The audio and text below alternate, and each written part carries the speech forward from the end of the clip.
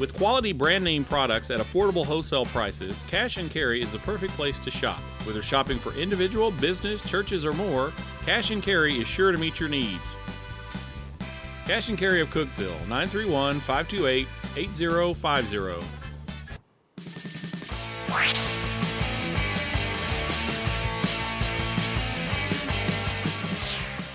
All right, it is the Marcus Satterfield Show presented by IWC Cash and Carry. He is Marcus Satterfield, head coach of the Tennessee Tech Golden Eagles. I'm your host, Dylan Bazzano. Well, Tennessee Tech, they checked off 2 columns to their 2017 season, their first Saturday game, their first road game, in what was a 27-14 loss at Kennesaw State. On deck for Tech, the middle of a 3-game road trip. It'll be their first afternoon clash of the year this Saturday. It'll also be the annual FBS game. The Golden Eagles will be in Muncie, Indiana to take on Ball State. Now, as you probably know by now, we preview that matchup a little bit towards the end of the show. Coach will break down some of the X's and O's with that matchup with the Cardinals. Let's get to the nitty-gritty of it all, though, and we're talking about Saturday. Coach, it looked like kind of a tale of two halves in Saturday's game. Yeah, I mean, we have to stop playing the role of we finished the game. We've got to start the game. And I'm glad that our guys woke up in the second half and started playing our brand of football and made it a game. But we've got to figure out why we're not being able to start fast and jump on people fast like we did at the end of last year. So that's what we're going to be working on this week, and got a great opportunity to go play a really good team in Ball State and just see what happens. Okay, time of the show where we take a look at the highlights. Sound good to you? Ready to do it? I'm ready. Okay, let's do it. Introducing the highlights, and that is brought to you by Wendy's of Cookeville.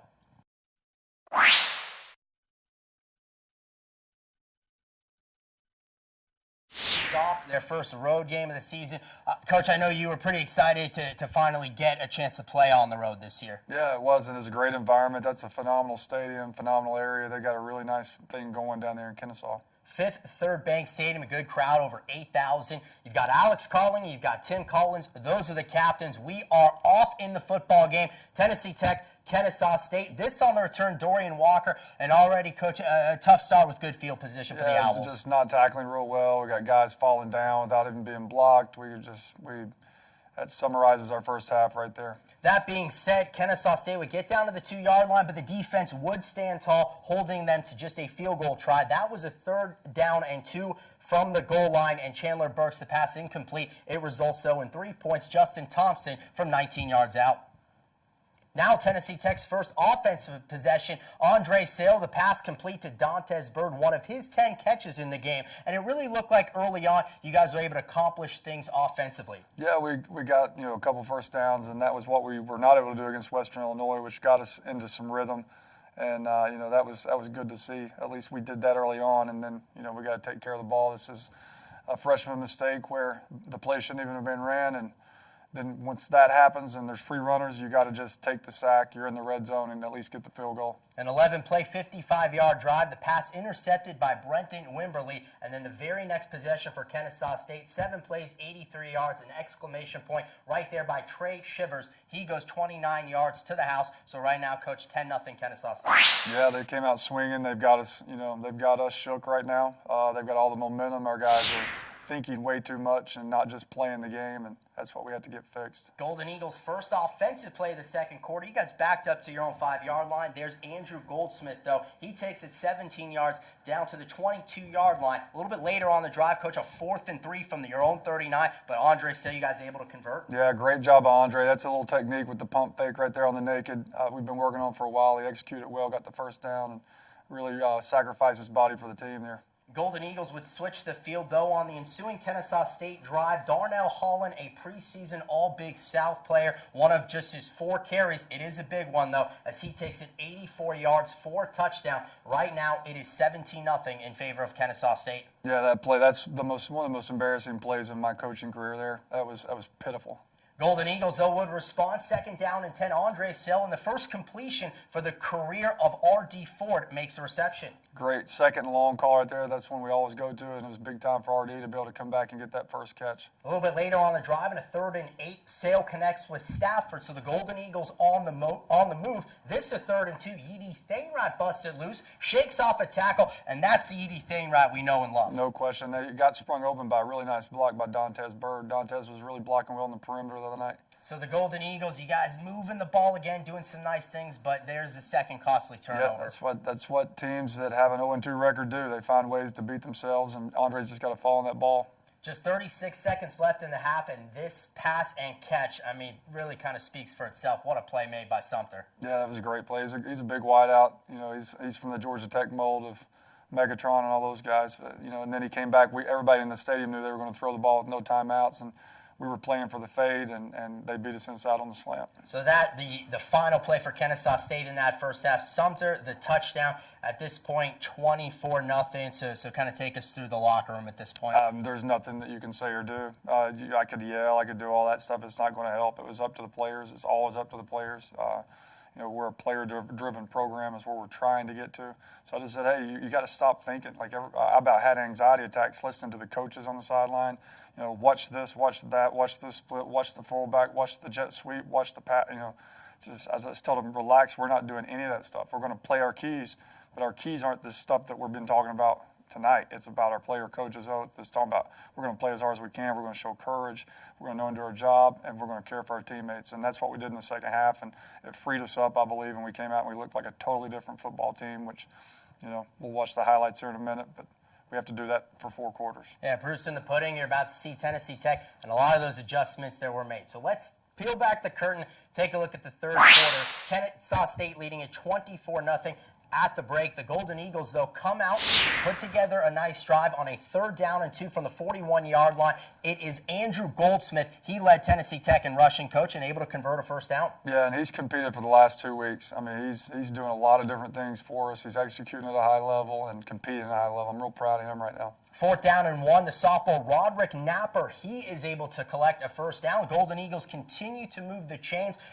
Get a pass here to Dantes Bird in some space, and you just don't see that ever from Dantes Bird, a fumble there. It's a great play by the defender, putting his hat on the ball, but, you know, that's another one. 3 turnovers inside the red zone, and you're not going to win many games doing that. So a lengthy drive now for Kennesaw State, aided by a penalty on 4th down, but the Golden Eagle defense, a big-time play there by Clay Davis on 3rd and goal, stops him. So Kennesaw State forced to settle for a field goal. It's Justin Thompson again, the only points the Owls would score in the second half. This, the final play of the 3rd quarter, Andre Sale, 3rd and 7. You got to love his toughness there. No question, and that is questionable. I don't know how. I guess because we're on their sideline, you're not going to get that call. He gives it up for the team. That's twice, on 4th. There were 2 third downs that he got for us. 27-0. Golden Eagles continue to fight. A 4th and 8 trickery for the 2nd straight week. It's Alex Carling. He collects a 1st down, tack on 15 yards more to the end of the play. Coach works to perfection again. No question. We had it all night, and I was too scared to call it, and Dante did a nice job getting it dialed up. And that the first career reception. It's a big one. DJ Wilkes, the very next play, it's a touchdown. You guys are now on the board. It's 27-7. Yeah, the defense is playing hard. There's energy on the sideline. There's emotion. I mean, it's just what we need to do from the start. I know I keep saying that, but it's so important. The Tech defense would stand tall again. The Golden Eagles get the football back a little bit later in the 4th quarter. Andre Sale lets it loose, and Dantes Bird comes away with the reception. Tack 15 more on the end with the targeting play. Golden Eagles are in business. Yeah, and it's crucial. Here's the next play right after another penalty. Andre stands in there, is about to get hit, and throws a strike to DJ, and DJ does a nice job executing that route. We worked on it that morning in a walkthrough for literally 5 minutes because we knew it was a touchdown if we got down there and we could utilize it. 2 receptions in the career of DJ Wilkes, 2 touchdowns. Still plenty of time in the football game. It's now 27-14 with almost 10 minutes to go. Here's that Golden Eagle defense. Coach, 4th and 6. Chandler Burks trying to make something happen. Devin Sullivan says, no way, sir. Yeah, I mean, it's suffocating defense, and that's what it's got to look like all the time. Eliminate all that other crap and just play great defense. Inside 5 minutes, the completion goes to Dante Horton. That is his first catch in his collegiate career. Once again, you guys showing that you're able to move the football. But on the very next play, the pass by Sale, it is going to be intercepted. And so Kennesaw State gets the football right back. Yep, we keep bailing them out, but again, our kids, I am proud. Like, they didn't moan about it. The defense went back out there. We utilized our timeouts, and we got the ball back and had a chance. Golden Eagles, never say die. They did get the ball back. We're inside 2 minutes. A 1st down to Darius Stafford. Very next play, Tennessee Tech down to the red zone. That completion goes 21 yards. It is Stafford again. Golden Eagles on the move. 2 plays later, Andre Sale, as he collects the snap, looks around, finds Horton, his second reception, and Tennessee Tech, coach, all the way down to the 1-yard line. Yeah, we'd used all our timeouts, so we had 50-something seconds, and we were down 2 touchdowns, so we couldn't attempt to run because if you get stopped, you're going to be out of time, and you got to have to get the onside kick and everything. You got to throw the ball and have fast plays, and if you do get to 4th down, that would be your one shot to run it. So we tried, but we fell short, and we've got to get a lot better, and we're going to work on it this week as hard as we can. The final 27-14 in favor of Kennesaw State as we examine some of the stats from the ball game. And I know that you look at total offense, Tennessee Tech with 420, able to establish somewhat of a run in this game. Throwing the football, Andre Sale, 297 yards with a couple of touchdowns. I mean, it really seemed like he grew from week 1 to week 2. Yeah, he did. And, I mean, to throw 297 yards in your second career start, that's huge. That's quite an accomplishment. But you look at the stats, and we talk about the toxic differential all the time. We were -7 toxic differential, explosive plays and turnovers. And anytime that you're over -5, much less -7, you have a 0% chance of winning. So 2 weeks, 8 turnovers, no takeaways. If we don't get that fixed, we won't win a game. A lot of other teams were in action in the OVC. In fact, all of them were. There was intriguing matchups with some OVC schools against some FBS teams. So why don't we just take a look at what went on across the OVC. This is the OVC scoreboard, and that is brought to you by the Golden Eagle Golf Club. Nearing the start of conference play, not just yet. We are still a few weeks away from that. Like I said, all 9 teams in action. You look at kind of the top 3 in terms of the score, and they were all very close. Eastern Kentucky and Kentucky, that was a game that the Colonels led in the 3rd quarter. Ole Miss, UT Martin. Martin trailed by just 1 at intermission. Number 5, Jacksonville State, led 7-3 late in the 2nd quarter to Georgia Tech. The Yellow Jackets, though, would take it from there. Dayton, Southeast Missouri, a game that came down to a 2-point conversion attempt by the Red Hawks with only 46 seconds left. They would be unable to get it, though. Rest of the scores, Northern Illinois 38, Eastern Illinois 10, Miami, Ohio 31-10 win over Austin Peay. And then the final 2 at the bottom, Central Arkansas all over Murray State 41-13, and a 2-point conversion that went right for Tennessee State as they were able to stop Jackson State late in the 4th quarter. They win 17-15. Coach, you look at some of those scores, and I know that a lot of those OVC teams kept it close against some big-time programs. Yeah, they were playing during the day, so we were able to get the ESPN Watch app and watch them all. And I was watching UT Martin. Those guys were really competing. They were controlling the game for most of the first half. Eastern Kentucky was controlling the game for most of the first 3 quarters. Jacksonville State, I think, they're just trying to get their quarterback groomed. He hadn't played a lot, and I know they had some real costly turnovers to start the second half because they had all the momentum at one point early in the second half and knocked the quarterback out for a couple plays and were flying around, but they couldn't overcome those turnovers. And Austin Peay keeps playing tough, and Tennessee State, they're going to be a great team. We'll have them in the future, but that's a big win for them, and that's one of the big classics in Memphis. Flipping the page and out of the OVC standings, Tennessee State, Coach, you just heard him talk about them. They are the only team that's 2-0. Got some 1-1 teams, some 0-2 teams. But once again, the most important thing, that left column, Coach, everybody's 0-0. Yeah. That's what I told our team the other day. Like, we've got one more week of preseason, and then we start, a bunch of straight weeks of conference play, and that's where it really counts. One more weekend of non-conference action for everybody there. 7 of the 9 teams will be in action. Only Eastern Kentucky and Jacksonville State are not. We still have much more to come. When we come back, we are going to take a look at one of the most important parts of the Golden Eagle football team. And remember, a little bit later on, the preview with Ball State. So do not go anywhere, right here on the Marcus Satterfield Show. What are you looking for? A place to belong? A path to a career? A way to make things better? Do you wonder what opportunity looks like? Explore your answers here. Change your world at Tennessee Tech University. Visit tntech.edu/change.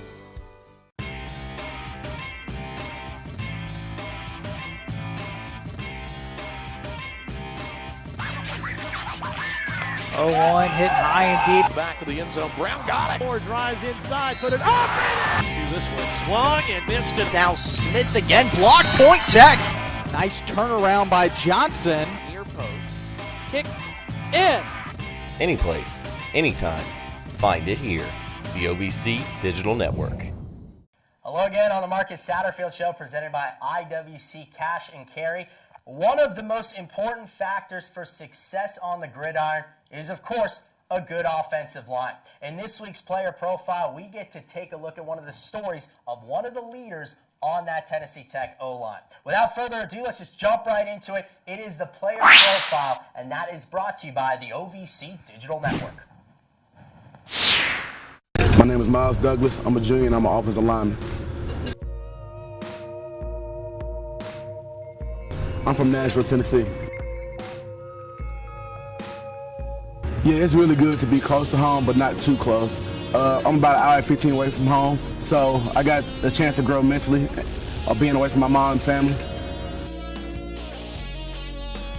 My major is in sports administration with a minor in business, and I plan to get into coaching after I'm done with football. My mom is the most influential person in my life.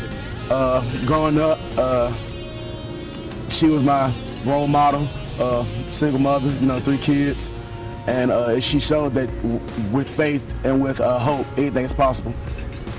Well, the program changed on the football field and in the classroom. On the football field, we went from becoming one of the dead last guys in the conference to being third in the conference. In the classroom, we've had some of the highest GPAs the school has ever seen.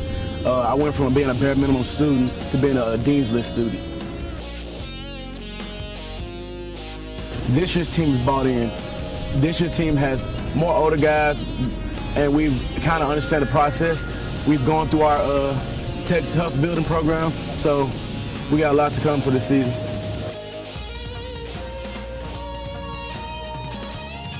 Our goal this year is to show that we're one of the most talented teams in the country, and to show not only that, but we're the toughest team in the country.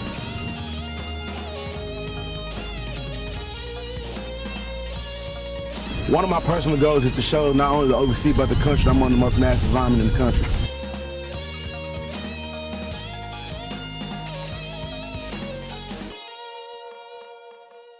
I know that he wears 78 because he's an offensive lineman, though he was voted as a single-digit guy. Yeah, he was one of the top 3 vote getters in our single-digit. The players vote for that, about the 9 toughest guys on the team, and him and Schluter were both O-linemen. But Miles is a phenomenal story. I mean, that just scratches the surface of what he's been through, what he's had to go through, growing up.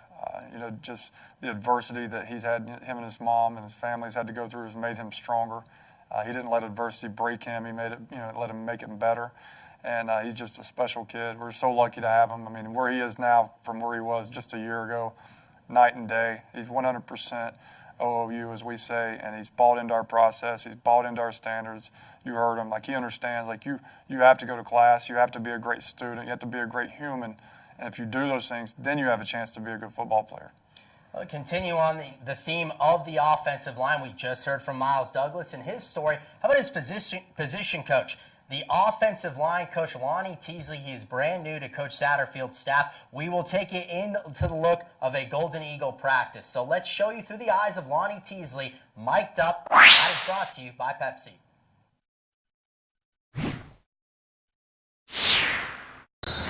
There it is right there. There it is right there. One more time. Ready, we go. Let's go, next shot. Ready, we go. Get your pad level down. Ready, we go. Reach, reach, reach, reach, reach. Hey, you swooped the second step. It didn't come vertical. You swooped it. You swooped it. Ready, we go. Eyes are on, eyes, eyes, eyes, eyes, eyes. Yeah, well. Hey, straight to the linebacker, tight end. Guard, pulling key. Here we go. Hey, cut him off. Cut him off, Norman. Cut him off, Octavian. Let's go. Big time movement. Big time cowboy. Go again. Open up your hands. Let's go. Throw the bags out. Throw the bags out. Hey, Kenty. Kenty, what did I tell you to do, bro? No, I didn't. I said get the A, bro. I said it. I said get to A. I didn't hear that, Coach. I'll do it next time. All about pad level, Ron. Make sure your hands are landing on surface. Make sure your hands are landing on surface. Get a little forward lean. All right, he danced in front of you? No, he stepped and then he bounced outside. That's fine. If he steps there, that's my gap, right? Just go. I'm on him. You understand? So if he steps there, I'm on him. Just go. Everybody understand that? So with the rail, versus the rail. Let's go. Get the backs. Get the backs. Get the backs. Hurry up. Hurry up. Hurry up. Hurry up. All right. There it is, right there. Now, I'll do it, right? I'm a better athlete. I don't think so. All right.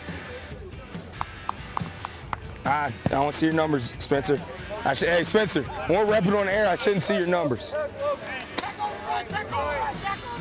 The natural force of someone running into you, that's going to happen naturally. I don't see your numbers while you're repping. Hey, straight to them, all reach blocks. Guard, you go right to the backer. Run around there, get the mic. 90-degree bend and punch, right? Everybody stand square, tackles your vertical, right? Let's go.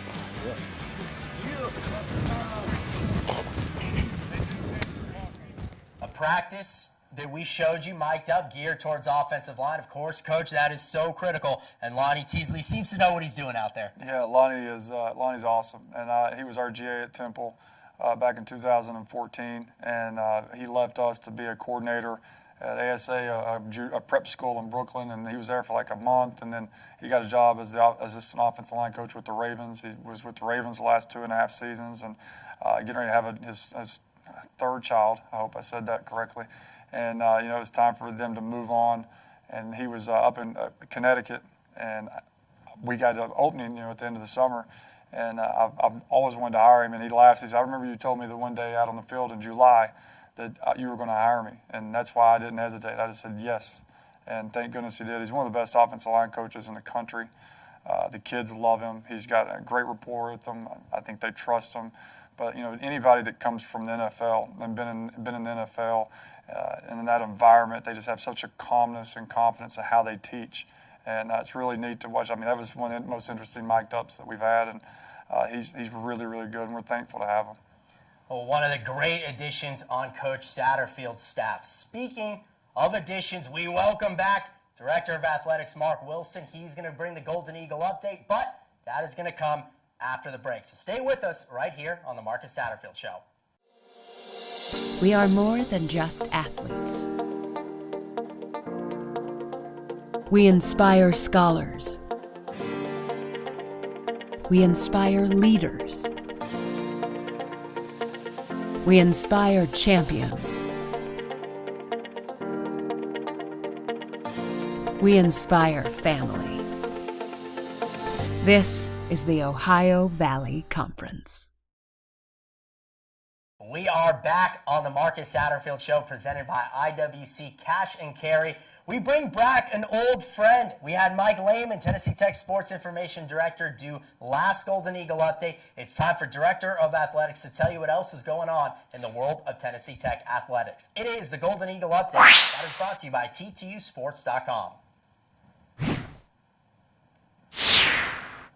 The highlight of the week was the Golden Eagle men's tennis team and Eduardo Mena, who won 2 matches at the Southern Intercollegiate Championships before losing in the quarterfinals of the 38-player Division I bracket.